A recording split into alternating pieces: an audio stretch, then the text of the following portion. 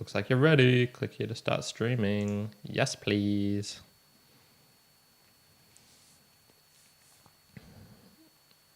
Okay. I believe I am live at this moment. Put that laptop down a little bit. Make sure I'm centered and square. And let's see if that is coming through nicely. Welcome everyone to a episode of the live book recaps. Okay, that should be pretty good as I am at this moment. Oh, I will need to grab all my books. Just gonna jump away for a second.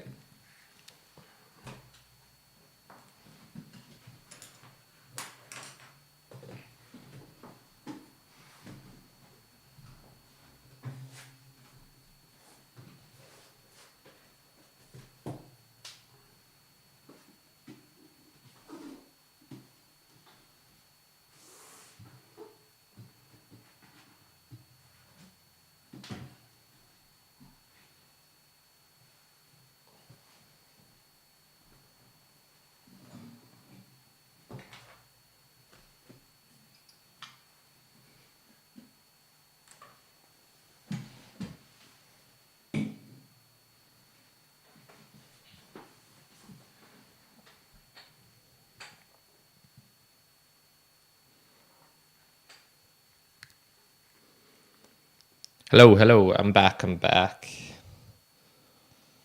Guess who's back again? Okay, I got one person into the stream, that should be me. Which is good, cool. Okay, I'm not sure I need to do that anymore. I can't hear that kind of squealing noise. I think that's just from my laptop connection. I don't think there's anything I can do about that at this very second. And yeah, you can see the little front screen there. I'll bring up my notes that I need to talk about today. Ding, ding, ding. Make sure I've got everything that I do want to say.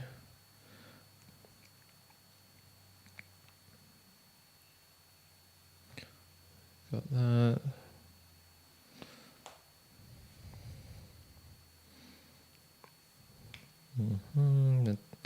Cool, so I'm about to go live. And I'll just reduce that down, I don't need to see that. Maybe it's good to have on my screen. Just make sure I don't stuff it up. Yeah, probably best to have that.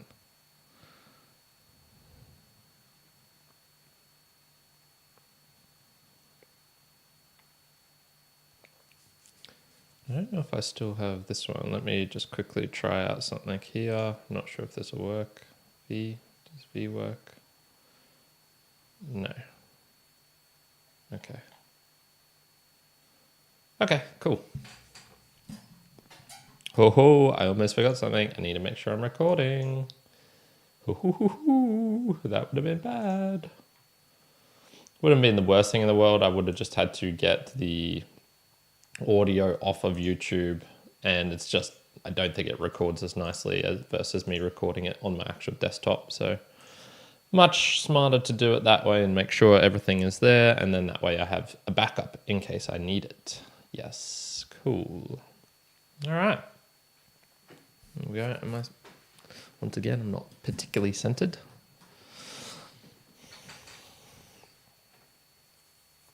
Here we go.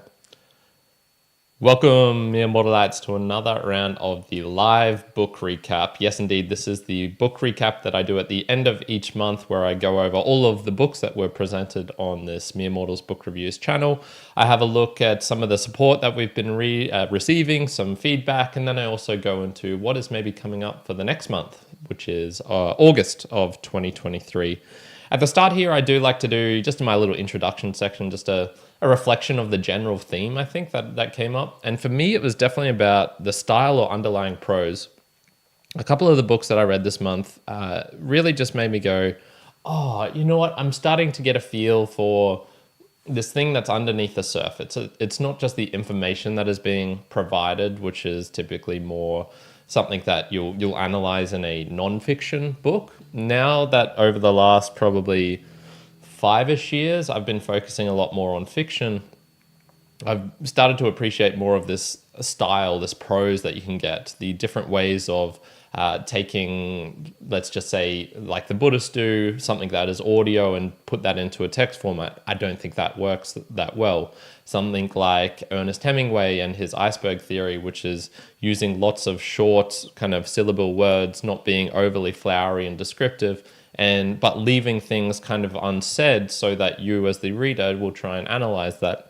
You have the differences between things written in different languages, like Japanese coming to English, or any other language, the Russian poets and poetry. I think all of this, I'm starting to finally have an appreciation for and understanding of, and can actually start to talk about it more than I ever would have been able to, which is really funny because I used to just draw a blank for all of this. It's not an intuitive thing for me.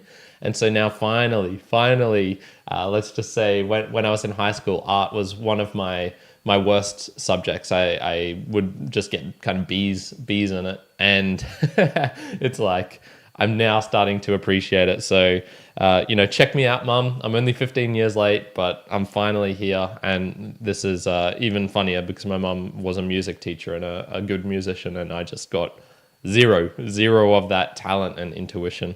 So yeah, let's jump into the books, and I rank this via the ones that I appreciated the most over this last month. And the first one that we had coming up here was actually No Longer Human by Osama Desai. So I gave this an 8 out of 10, and it was just really, once again, like I was saying with the Japanese, I find that their style of writing, it has this quality to it, which is, I would say, deep is the word that comes up for me, especially when I think of things like Yukio Mishima, and it's kind of like a deep reflection. I think that's probably the style that I associate with him. And Osama Desai, this book was really, really great. It was really interesting seeing the kind of oppressive Japanese culture mixed with his timidity, which meant that people could take charge of him. So this book was all about a man who is very deeply unhappy. He doesn't feel like a human. He ultimately, not in this book, commits suicide. He tries to a couple of times. In real life, the actual author, Osamu Dazai, whose real name is escaping me at the moment, and this was his pen name, he did commit suicide, and it was largely a autobiographical representation of him in this book. And it's funny, the people who were taking advantage of him in this way, because he was timid, yet the Japanese culture is in itself kind of very regimented. It is very, you don't step out of line. This just meant that he basically was dictated by the whims of other people, whether this be his friend who was actually just a pretty shit human being, or the women in his life. They all kind of took charge of him. And it was only in this one little instance where he kind of married this girl, and she just believed everything that he said, where he, I think, felt some release, I guess you would say. That seemed to be one of the happier portions of his life, when he found this girl who was just so trusting of him. But then he found out the downside of that, which was she was trusting of everyone, and led to she needed protection herself, which he wasn't able to provide. So really interesting.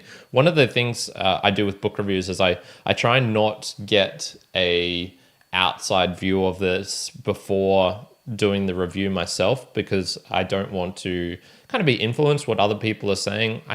It's kind of hit and miss, because sometimes they can provide insights which I would not have got. And in this case, so what I typically do is, if there's an introduction in the book, I usually don't read it until I've done the book review, and then I will maybe read it if I feel like it. And in this case, I was looking at just what people were saying about this book afterwards, and a lot of them were talking about this blend of American with Japanese culture, and that the Japanese culture was having to adapt to America in this kind of post-World War II era.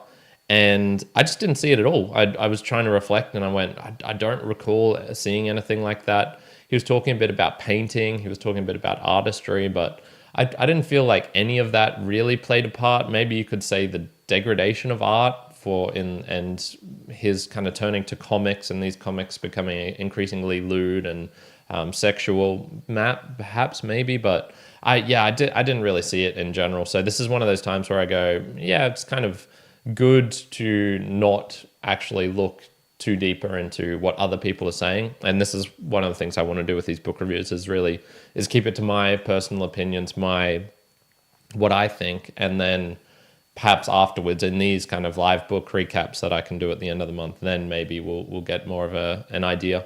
So the second one that I was really enjoying was Fiesta, The Sun Also Rises by Ernest Hemingway.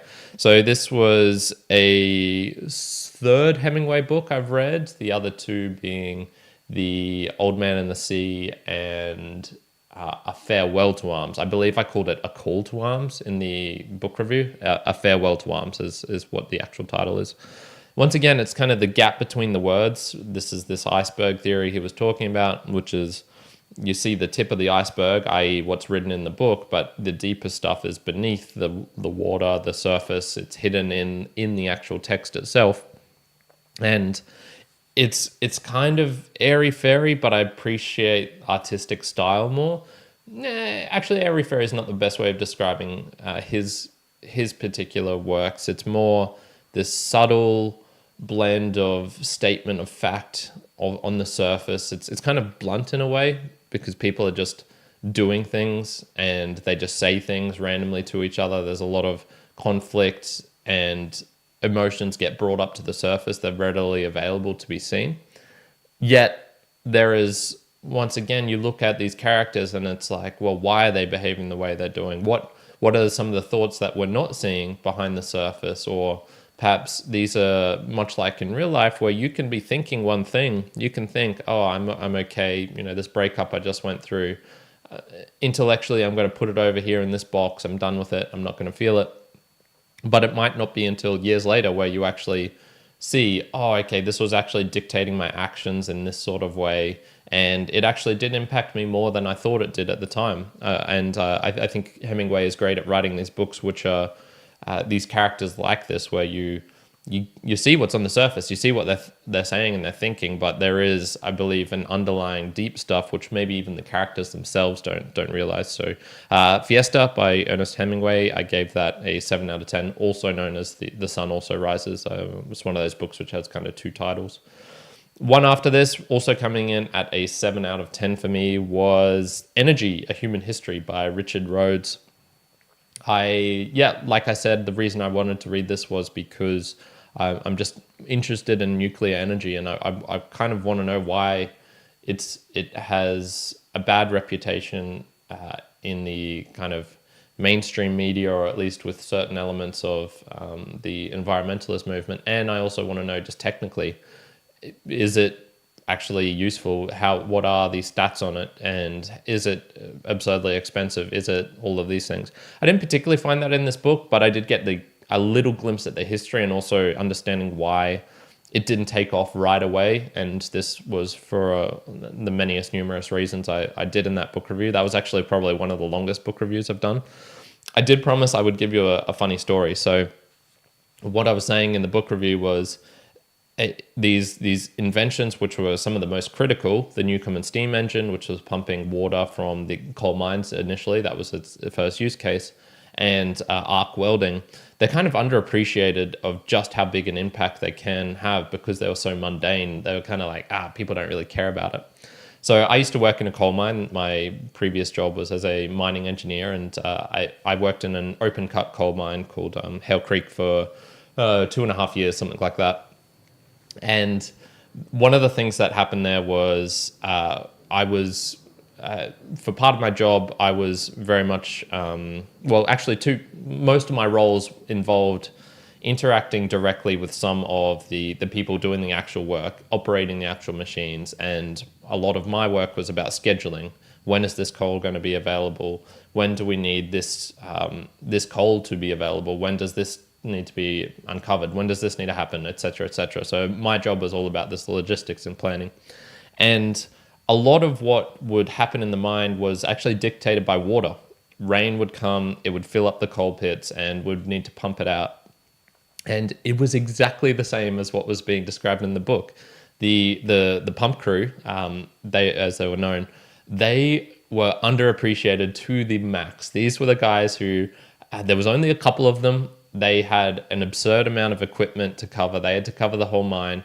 They had to be on their game all of the time. And it was so funny because the biggest problems we ever had in terms of coal delays, in terms of things that would really screw up the mine, were when water wasn't being pumped out at the correct pace, or there was too much water in the pit. This would cause slides of the dump, the spoil pile, into the coal area, which is like big no. That's huge problems.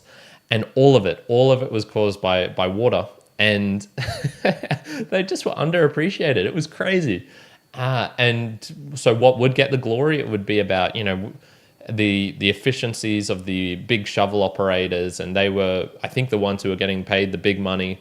And it was just this unglamorous job that a couple of select individuals had to do. Yet so much of the mine rested upon what these individuals did, and it was really funny just seeing that and going like, oh man, like the parallel between this book is so here.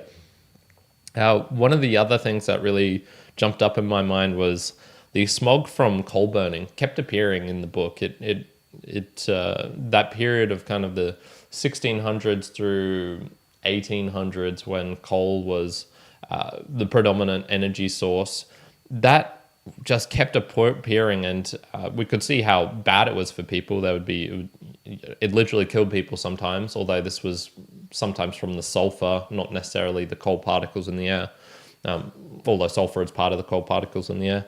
And it just made me think, what's something equivalent now that we have, which would be probably, I guess, not as harmful, but still pretty harmful. I'm thinking things like the drone, on that noise, that ambient noise you can hear when you're deep in a city, which is it's quite loud actually, which is just of millions of air cons and of lights and electricity being pumped and consumed. The light pollution outside and inside, I guess, maybe the technical signal bombardment. Is it sugar? There's got to be something, I think, nowadays, which in 100 years we'll look back and be like, how did we live in those times where the coal was so thick that it was in the air and you could barely see sometimes? Will we have an equivalent of, how could we live in those times where the ambient noise was so loud, or that there was so much light pollution in the city that you could, it would keep you awake, you couldn't see the stars and things like that? I think that'll be an interesting question, a bit outside the scope of this, but still interesting. The next one that I had was The Double by Fyodor Dostoevsky. I haven't got much to say about this, to be honest. I found it a bit bleh. I gave it a 3 out of 10. Not my favorite of Dostoevsky. If you're going to read him, I would definitely encourage you to check out the Brothers Karamazov and Crime and Punishment would probably be my 2 favorite of him. The Idiot, yeah, it's okay, but yeah, not my favorite. Definitely those first 2. What is, I suppose, interesting is someone recommended this book to me in the book in the comments section, and they said I would probably find it funny, and no, it didn't hit at all. Did not hit at all for me. So yeah, one of those times where it's just people have different opinions of things, and that is totally cool. Coming on to Juan's book here, he gave this an 8.5 out of 10. So this actually was the highest rated book review of the month. I was meant to check out his book review. I never got around to it. I totally forgot, and it was only a couple of minutes before I started recording this where I went, shit, I should have done that. So as typical, Juan is really appreciative of Ryan Holiday's style. He's done quite a few of his now. Related to courage and to what was the other one? Yeah, can't remember. Courage is the Key was one of the other ones that he's done. So if you are like Juan, check out the Ryan Holiday books because you'll probably enjoy them. And I'll just add in here, there was another one that I read, which was The Untethered Soul, or at least I tried to do it, by Michael Singer. Juan was talking about this on in a podcast form that he really enjoyed, and was checking him out. For that book, I kind of got a quarter of the way through it before I just had to give up. I just found it a bit generalized. It was a lot of generalizations. He would say things like closing your heart is actually harming or not protecting you, and just with no additional explanation of why that was. It was kind of a new age meditative feelings book, emotion, trauma, that sort of stuff, and just his style did not connect with me, which is quite funny because I was reading it because one of my good friends really enjoyed it, and I connect with him deeply and have enjoyed other books, although we have had a past history of having some mismatches where he really enjoys stuff by like Wu Wei Wu, for example, and I just thought it was utter trash. So this is another one of those ones where the mismatch between what you like and what other people like can be very different, even if you have some ones in common, which you both really enjoy. So that is just to be expected. Let's jump on to the Boostergram Lounge and thank some people for coming in and supporting the show. So a Boostergram, for those who don't know, is where you can send a payment of money directly to me and to Juan and to the mere mortals, and this gets split up into various ways because Bitcoin is digital money and it can do this really easily and awesomely. So if you go on to meremortalspodcast.com/support, you'll see how you'll be able to do it there. And if you're in a podcasting 2.0 app, you will also see that there's some additional benefits to using one of these apps. One of it being able to support us directly within the app. The others being these images that are appearing on your screen. Our transcripts appear in there, and the live functionality, which I'll talk more about in a little bit. But we had one Boostergram come in. This was from Cole McCormick 1, host of the America Plus podcast, and he says, in relation to the nuclear book, he says, it seems humans stumble into innovations. How much research has really been done on types of energy we have available? I think there's more. Look, I think there's a lot of research been done. It's one of the most important things that humans can look at, and that was 4,444 sats sent using Imagine Fountain. That's the one he uses the most. Look, a lot of energy, a lot of research, I'm sure, has been done into different energy sources. We've seen numerous failed attempts over this over the years through the what was the machine which just keeps trying to feed off its own energy sources. I can't remember the name for it. The self-perpetual machine or something like that. We can see this with trying to burn anything, with alchemy, I guess, as well as trying to change things in this kind of energy format of converting atoms into different variations and forms. I think a lot of research has been done. Like I said in the book, a lot of it is just you don't know what you need until you get it. I don't think that lump of coal, I've got one at my dad's home, which I gave to him as a kind of gift. It's ossified coal, so it's not really crumbly and dirty. It's coal that's been had a dike go through it, and it basically superheats the coal, makes it unusable in terms of thermal energy, but it kind of creates this smooth, glossy surface, which is cool. When you have that in your hand, you don't necessarily look at that and go, you know what, this would be great for pumping water from a mine.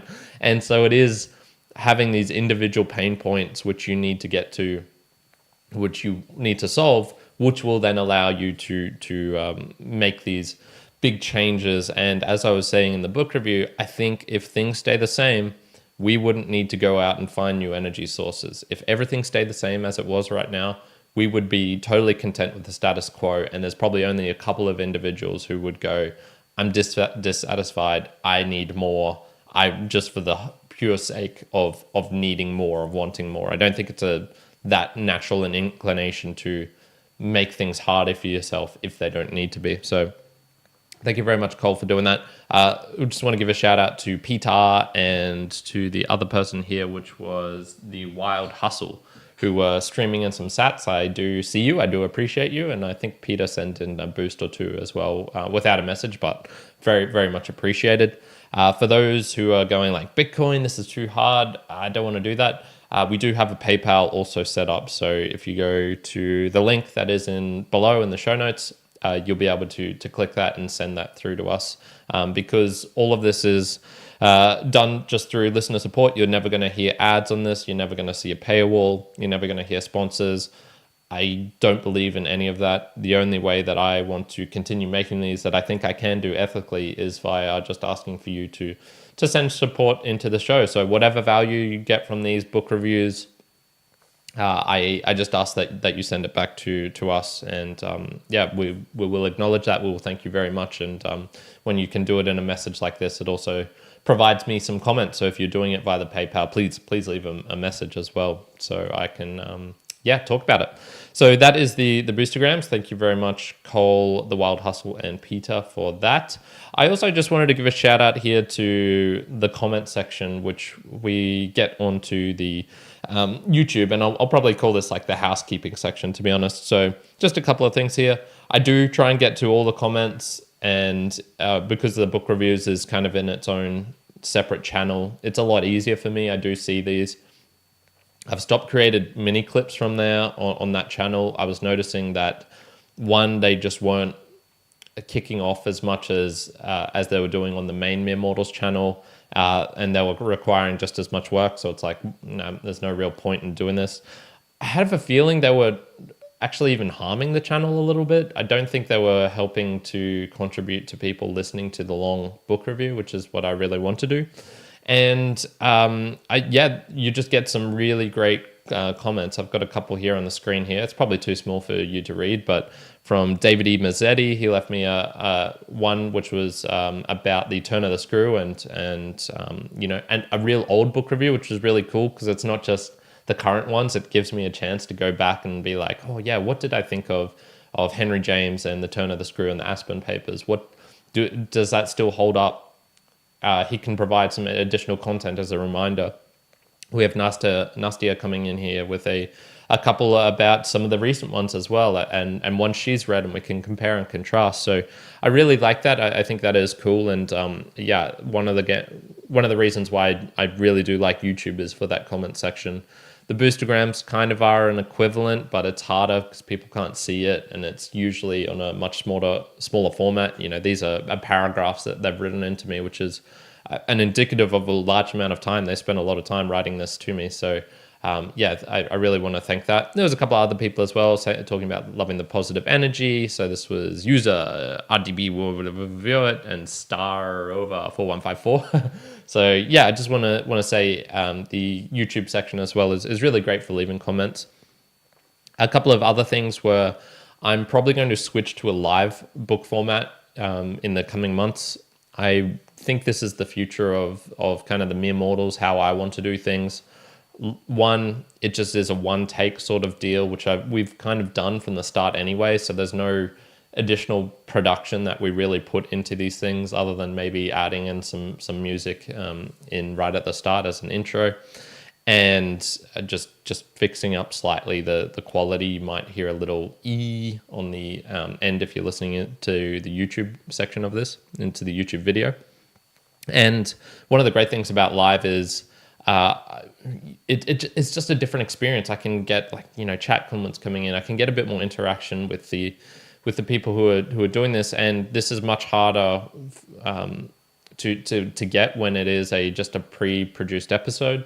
One of the other things was, we've been doing these book reviews for a while now. I've probably reviewed close to, I'm going to say like 160 books. One's probably done an extra 20 or 30 or 40 maybe on top of that as well. So there's a lot here. We've been doing this for a while, and I just would like to experiment because in terms of how long we've been doing it, I feel like the time investment is not getting as much as reward as I would like for that. And I put that on myself. I need to change things up. I need to switch it up. So for those who wondered, how do I do these? And why are they so kind of different from the main Mere Mortals, which is a conversation. So you can't prepare in advance for a conversation. For the book reviews, I obviously can. I read the book and then I give all my detailed notes. And so I do have a full stack of notes here. It's about 32 pages, 32 lines of this book. I've gone through numerous books over the last couple of years, and this one is almost filled out. So just because I am the way I am, I've got probably about 7 or 8 pages blank until I reach the end. So the book reviews will stay in the same format for the next 7 or 8. And then after that, I'm going to do it in a more live style where I will just have notes on my phone, which aren't as intricate, aren't as detailed. And I've been checking out a couple of other book review channels who seem to be rather popular, who seem to have quite a bit of engagement. The number one thing is you need to have been doing it for a while. So I've been doing it for 2 or 3 years, but I haven't been doing it for like 7 or 8 years. And what I have noticed from them is they get kind of more subjective really quickly, and they do seem to have some prep, but they're also loose. And yeah, I just think for me, live is the way that I want to do things in the future. And so more will come on that on a particular time format. I want to do it weekly at a particular time. You know, I don't know if Juan's going to be able to do this, so there might be a couple of gaps in the schedule for his ones because he's unlikely to do it live.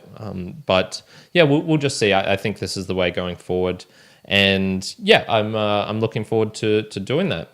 What is coming up? What is coming up for August of 2023? Well, I can tell you definitely for sure that I'm going to have Amusing Ourselves to Death by Neil Postman, Public Discourse in the Age of Show Business. This is one I've already read and I'm starting to do the notes of. Now, I typically do this where I will get a fat stack of books from the library and then I will just kind of choose 1 or 2 of them, 3 of them, 4 of them, and get into them over the month. So if you're seeing on your screen here, you can see a whole bunch of the ones that I've got, and I'll read them out. I've got Cicero on government. I've got If This Is a Man, and also The Truths by Primo Levi. I've got McEwan, who's that? Ian McEwan, Atonement. I've got Stephen King's The Green Mile. I've got The Island of the Blue Dolphins by Scott Odell. I have Cicero selected works. I've got Swearing is Good for You, the Amazing Science of Bad Language by Emma Byrne.